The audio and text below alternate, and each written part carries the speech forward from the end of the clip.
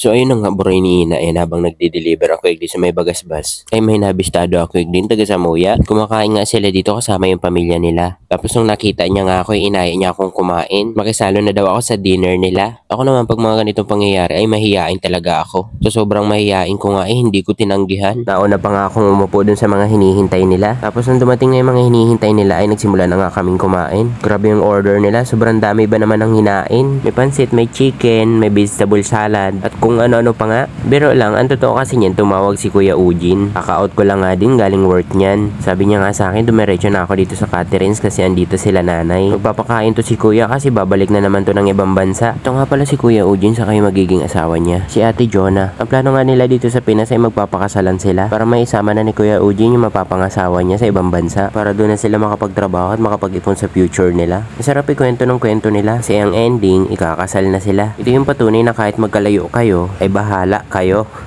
Biro lang. Ito yung halimbawa na kahit magkalayo kayo, basta nagmamahalan kayo, may happy ending katulad ng ganto. Ito nga pala mga kasama ko sa dinner ay sa side to ng girlfriend ko. Pagkatapos nga namin kumain ay nag-ikot-ikot lang ako. Kung may Binis Grand Canal Mall sa Taguig, ay meron din dito sa Camarines Norte. Malabinis nga ang vibes nito dahil nga sa nagagandahan nitong mga pailaw at pool. Meron din silang tulay na kagaya nun sa Binis, padlock na lang nga ang kulang. Bukod nga dyan ay may hotel din sila na pwede mong pag-check-inan at may mga playground din na pwede sa bata. Tatagpuan mo lang nga to kapag nakita mo ko.